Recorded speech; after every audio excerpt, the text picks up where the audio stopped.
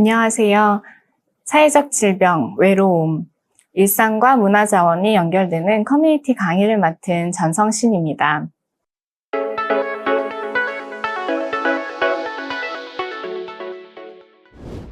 이번 시간에는 사회적 질병으로서의 외로움과 외로움이 고립이 되지 않도록 예방하기 위한 방법과 사례들을 알아보고 일상과 지역사회, 문화자원이 연결되는 커뮤니티가 왜 중요한지 이야기해보려고 합니다.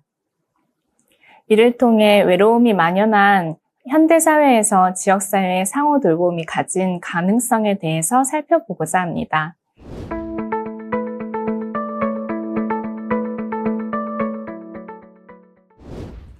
일단 첫 번째로 사회적 질병이 된 외로움에 대해서 살펴보겠습니다. 여러분은 어려울 때 도움받을 사람이 있나요? 이 질문에 어떻게 대답하실 것 같나요? 혹은 지금 한번 떠올려 보시겠어요? 어려울 때 도움받을 수 있는 사람이 몇 명이나 있을까?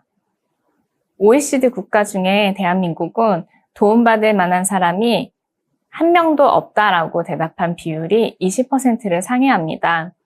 이처럼 사회적 지지망에 대한 인식이 OECD 국가 중에 하위권에 위치하고 있습니다. 우리나라의 경우뿐만 아니라 1인 가구의 증가율, 경제적 수준의 양극화라든지 고령화 수준과 고독사 비율도 굉장히 높은 것을 익히 들어 모두 알고 계실 거라고 생각합니다. 1인 가구의 증가와 양극화, 고령화, 경쟁적 구도 모두 외로움의 원인이기도 합니다. 그렇다면 외로움이란 무엇일까요? 외로움의 사전적 정의는 홀로 되어 쓸쓸한 마음이나 느낌을 뜻합니다. 인간이 사회적 동물임을 증명해 주는 것이기도 하죠. 누군가와 소통하지 못하거나 격리될 때 느끼는 감정, 그게 바로 외로움입니다. 외로움을 사회학자들은 사회학적으로 이렇게 정의해 왔습니다. 주관적으로 지각된 사회적 격리 상태, 친밀감의 욕구가 충족되지 않았을 때의 불쾌감이다. 이렇게 정의한 학자도 있었고요.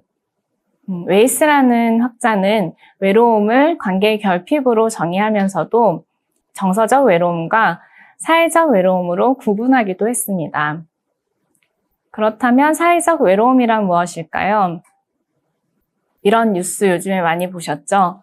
방 밖으로 나오지 않거나 최소한의 외부 활동만 하는 고립 청년. 고립 운동 청년이 지금 현재 54만 명에 이른다고 하는데요.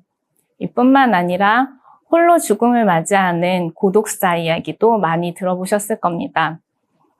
연간 3,000명에 이르는 고독사 중 절반 이상이 5060 남성입니다. 또한 1인 가구의 비율이 40%를 넘고 있는 가운데 독거노인들은 대부분이 빈곤층이라는 뉴스까지 많이 접해보셨을 텐데요. 이처럼 외로움이라고 하는 사회 현상이 심각한 사회 문제로서 전 세대에 걸쳐서 나타나고 있습니다. 말 그대로 외로움의 시대라고 이야기해도 과언이 아니라고 할 수 있겠네요. 또한 외로움은 가족과의 관계, 친밀한 가족이 부재하거나 가족과의 관계가 어려울 때 혹은 실업이나 소득이 불안정한 경제적 상황이 영향을 주기도 합니다. 직업이 없거나 경제적으로 불안정하면 사회적 관계망이 줄어들기 때문이죠. 주거 형태나 주거 지역 또한 외로움에 영향을 많이 끼치는 부분입니다. 또 건강 상태도 외로움과 관련이 깊습니다. 노인이 아니어도 건강상의 문제가 생겼을 때 외출이 어렵거나 거동이 불편해졌을 때 외로움이 가중되고 고립될 위험에 노출됩니다. 물론 사회적 소속이나 사회활동이 있다고 해도 의미 있는 상호작용이 적을 경우 외로움이 증가될 수도 있습니다.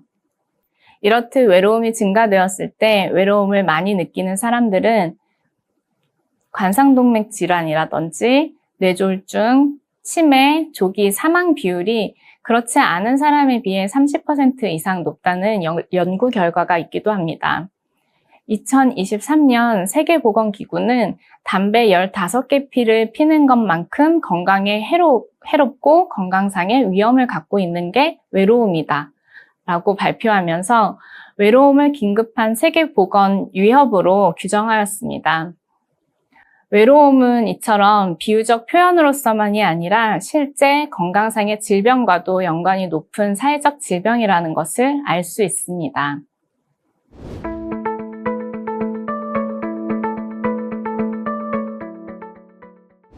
그렇다면 인간이 보편적으로 느낄 수 있는 이 외로움이 사회적 고립으로 이어지지 않도록 예방할 수 있는 방법은 없을까요? 무엇이 필요할지, 어떤 노력들이 시행되고 있는지 사례를 통해 알아보도록 하겠습니다. 앞서 고독사, 초고령화, 1인 가구의 증가, 이런 십각상에 대한 이야기를 했는데 외로움은 우리나라만의 문제는 아닙니다. WHO에서 긴급한 세계보건 위협으로 규정했듯이 전 세계적인, 특히 산업화가 고도화된 선진국에서 많이 나타나는 현상입니다. 그렇다면 다른 국가에서는 어떻게 이 사회적 질병이 된 외로움에 대응을 하고 있을까요? 영국은 2018년 세계 최초로 외로움 부서를 개설한 국가입니다. 우리나라로 치면 문체부 장관이 외로움부 장관을 겸직한다고 생각하면 되는데요. 연결된 사회를 지향하며 외로움을 해결하기 위해 5개년 계획을 실행한 바 있습니다. 특히 사회적 처방이라는 이름으로 외로움을 느끼는 주민에게 지역의 커뮤니티를 연결해주는 방법을 시스템화하고 있습니다. 스코틀랜드의 경우도 영국과 비슷한 시기인 2018년 외로움 대응 전략을 발표하였습니다. 스코틀랜드의 경우 연령, 생애 주기, 환경, 정체성과 관계없이 의미 있는 관계가 가능한 스코틀랜드라는 방향 하에 사회 연결망 형성을 강조하고 있는데요. 지역사회의 환경을 개선하고 교통 접근성을 강화하는 등의 물리적인 사회 연결망이 초점에 두고 있습니다. 캐나다의 경우는 2018년 시범 사업을 통해 사회적 처방을 시도해 보았는데요. 11개소의 지역 보건소를 통해 외로움에 취약한 사람들을 발굴하는 모델입니다. 보건소에 주로 의사나 간호사, 의료진들이 사회적 처방가가 되어 건강 상태를 인지하고 사회적 처방을 하게 되는데 중장년이나 노인들, 정신질환을 앓고 있거나 중독 때문에 어려움을 겪고 있는 사회 취약계층의 외로움과 고립을 도울 수 있도록 하는데 집중되어져 있습니다. 이들을 운동이나 자연활동, 사회적 활동, 문화예술 활동, 커뮤니티 다이닝이나 커피클럽, 커뮤니티 가든과 같은 다양한 소셜 활동으로 연결하게 되는데요. 이들은 이 사회적 처방을 통해 회복된 후에는 헬스 챔피언이란 이름으로 도움받았던 그 경험을 살려서 다른 사람에게 도움을 주는 사회적 처방 활동가가 되는 역할을 하는 게 특징이라고도 할 수 있습니다.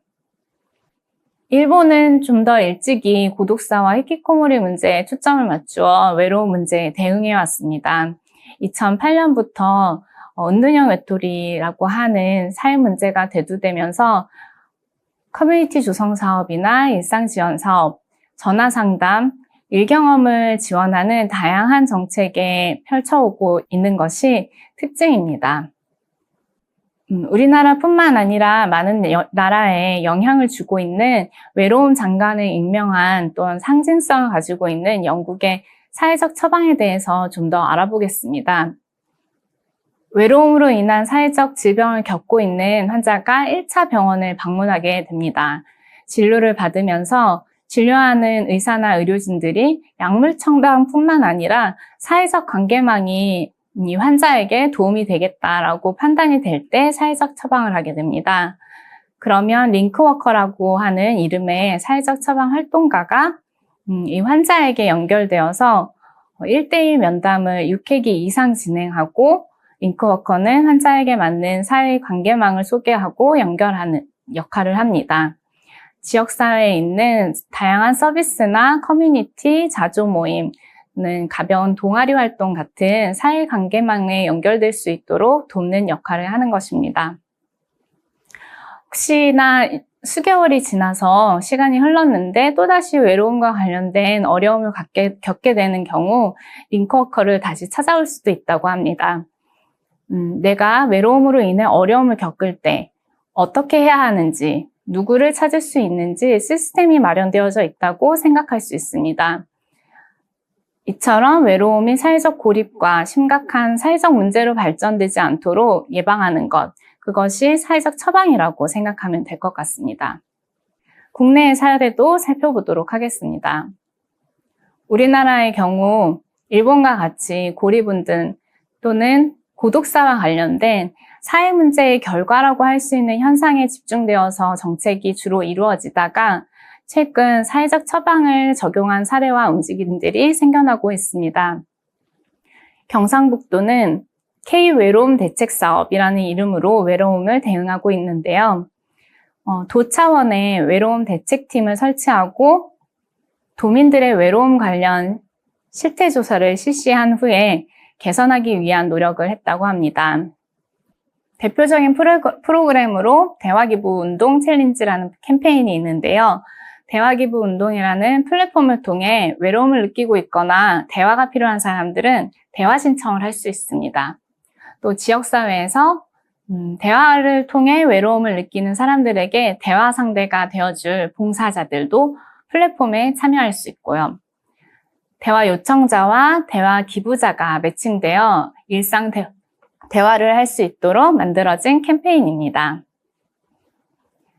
이렇듯 경상북도는 일상, 대화라는 키워드로 외로움을 극복하고자 노력하고 있습니다. 이뿐만 아니라 청년 고민 상담소와 같은 특정 세대를 위한 외로움 회복 지원 프로그램도 진행한 사례가 있다고 합니다. 강원도 횡성군에서도 진행한 사례를 살펴보겠습니다. 횡성군은 2020년 외로움 정책팀을 신설하여 주민들이 참여하는 형태의 사회적 처방을 실행하였습니다. 주민 주도로 외로움을 극복하는 것을 지향하고 있으며 송호대학교 사회복지학과와 업무협약을 통해 지역 주민 102명을 지역복지 활동가로 양성하였습니다. 9개의 면 1356가구를 전수조사하여서 276명이라고 하는 외로움에 취약한 계층을 발굴하였고 이들을 대상으로 외로움 완화를 위한 베프사랑방이라는 이름의 프로그램을 운영하였다고 합니다. 베프사랑방 프로그램에 참여한 사람 중 75명 가운데 설문을 통해 개인 프로그램 참여자는 우울증 척도가 감소하였고 집단 프로그램 참가자는 자아 존중감 척도가 증가하는 효과가 확인되었다고 합니다. 이 사례를 통해 2021년에는 공공복지 정책 및 지역복지 우수 사례 공모전에서 우수상을 수상하기도 했다고 하네요. 이런 지자체 단위의 사업뿐만 아니라 중앙부처에서도 사회적 처방과 관련된 사업이 진행되고 있습니다. 2022년 문체부는 문화로 연결되는 따뜻한 사회라는 슬로건 하에 문화로 연결사회를 만들겠다는 방향성을 가지고 외로움 대응을 위한 노력을 하고 있습니다. 2023년에는 5개소의 지역거점 센터를 운영을 통해 문화로 사회연대 사업을 시작하였는데요. 이 지역의 문화자원과 지역사회 커뮤니티를 활성화함으로써 국민들의 정서적 안정감을 높이는 게 목적입니다. 외로움이 특정 누구에게만 해당되는 문제가 아니라 또한 보편적으로 느낄 수 있는 감정과 어려움이다라는 인식의 전환을 갖게 하기 위해서 외로움을 느낄 때 누구나 접근이 가능한 관계망을 만들 수 있도록 공감대를 형성하는 것 역시 이 사업의 목표 중에 하나입니다. 2023년 5개소의 지역거점 센터를 통해 진행되었던 문화로 사회연대 사업은 2024년에는 9개소로 확장되었고 지역 내에 30개 정도의 운영거점 센터를 통해 좀 더 촘촘해진 접근성을 만들고 있다고 합니다. 이 중 2023년부터 거점 센터를 운영 중인 춘천의 사례에 대해 좀 더 살펴보도록 하겠습니다. 춘천시는 1인 가구가 41%로 외로움이 중요한 지역의 이슈로 자리 잡고 있다고 합니다. 거점 센터인 춘천문화재단의 문화도시센터와 교동 커뮤니티 돌봄센터 등 20여 개의 커뮤니티 공간을 활용하여 지역 협력 네트워크 모델을 만들어 운영 중입니다. 도시가 살롱이라는 이름으로 동네 공방이나 상점을 운영하는 소상공인들을 커뮤니티 운영자로 발굴하여 연계하였는데요. 생활의 근거리에 있는 상점들이 커뮤니티 공간이 되어서 접근성을 높이고 있고 상점 상인들은 프로그램 운영을 하는 주체로 활동을 할 수 있게 되었습니다. 또 지역 내 유휴 공간을 시민들이 이용 가능한 문화 공간으로 활용하고 있기도 합니다. 정책 사업은 아니지만 고립 예방을 위해 민간에서 진행되는 사례도 주의 깊게 살펴봐야 할 텐데요. 니트 생활자에서는 2019년부터 청년 고립을 예방하기 위한 니트 상태의 청년 그리고 무업 청년을 위한 가상회사 프로그램 니트 컴퍼니를 운영하고 있습니다. 니트 컴퍼니는 무업 청년의 무너지기 쉬운 일상의 루틴을 형성하고 커뮤니티를 통해 사회적 지지체계를 만들고 있는데요. 약 100일간 가상회사에 입사한 청년들은 온라인을 통해 100여 명의 동료들과 느슨한 관계망을 형성하게 됩니다. 이들은 매일 일상에서 할 수 있는 한 가지를 정하고 이를 업무를 삼아서 온라인상의 매일 미션을 인증하는 형태로 100일간 진행이 되는데요. 이렇게 형성된 관계망이 지속될 수 있도록 작은 단위의 커뮤니티 모임도 역시 독려하고 있습니다. 청년들은 이러한 커뮤니티 모임을 통해서 일상의 활력을 되찾고 자기 혐오나 사회와의 단절을 통해 어려움을 겪던 것을 소속감과 연결감을 느끼면서 사회에서 자신의 역할을 찾고자 나섭니다. 또한 불분명했던 진로에 대해서도 구체성을 가지고 다양한 시도를 하고 있습니다.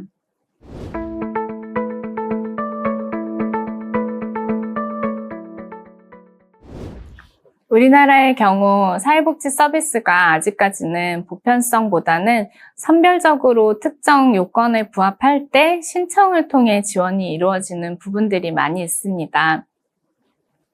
한정된 자원의 효율적 사용을 위해 어쩌면 필요한 절차일 수 있지만 취약한 상황에 있는 이들의 경우 정책에 대한 정보나 이해도가 부족해 실제로 도움을 받을 수 있었음에도 불구하고 닿지 못하는 경우들이 있죠. 고독사가 복지의 사각지대에서 발생하기도 하지만 연결할 수 있는 정책 지원이 있었음에도 불구하고 조기에 발견되거나 연결되지 못했기 때문에 발생하는 경우들도 많습니다. 그렇기 때문에 앞서 살펴본 바와 같이 사회적 처방이 지역사회의 모임과 커뮤니티로 이어지는 것이 정말 중요하다고 생각합니다. 외로움은 어쩌면 현대사회에서 피할 수 없는 대상입니다. 연결은 어느 때에만 중요한 것이 아니고 전 생애에 걸쳐 사회의 지속성을 위해 꼭 필요한 조건입니다. 외로움을 개인의 문제로만 바라보지 않고 사회의 책임으로 바라보고 일상을 함께 할 수 있는 다양한 방법이 필요합니다. 그러기 위해서는 다양한 종류와 단위의 커뮤니티가 있어야 될 것입니다. 커뮤니티는 관계를 의미하고 이 관계가 외로움에 대응할 수 있는 유일한 해답이라고 할 수 있습니다. 이것은 한순간에 이루어지거나 해결되는 문제는 아닙니다. 연결된 사회가 지속되기 위해 개인 단위, 작은 커뮤니티 단위, 또한 지역사회, 더 크게는 국가 단위의 유기적인 노력이 필요합니다. 유기적으로 이 관계망이 이어질 때, 어려울 때 도와줄 사람이 있나요? 즉, 처음에 했던 질문으로 다시 돌아가게 될 것입니다. 그때 네 라고 답할 수 있게 될 때, 그게 바로 사회의 신뢰도가 향상되는 답일 텐데요. 사회의 신뢰도가 향상되었을 때 어딘가에 내가 소속되어 의미 있는 관계가 가능하다는 가능성을 통해 외로움을 극복할 수 있게 되리라 생각합니다. 외로움에 대응하기 위한 사회적 처방은 외로움만을 해결하는 것이 아닙니다. 관계망이 촘촘하고 개인의 일상이 누군가와 유기되고 커뮤니티에서 니즈가 충족될 수 있을 때 비싼 비용이 아니고도 돌봄이 상호작용으로 조기에 이루어질 수 있습니다. 이는 나아가 모두가 지역사회의 일원으로 소속되었다는 소속감을 느끼게 하고 다층적인 연결성을 지속할 수 있도록 만들 것입니다. 그때에 사회를 안전하다고 느끼며 사회에 대한 신뢰도가 높아질 것으로 기대합니다. 외로움이 어떻게 사회적 질병이 되는지 이에 맞서기 위한 사회적 처방에 대해서 알아보았습니다. 전 생애에 걸쳐 조건에 상관없이 의미 있는 관계가 가능한 안전한 사회가 되기 위해 지속적인 노력이 필요할 것으로 생각됩니다. 오늘 강의 들어주셔서 감사합니다.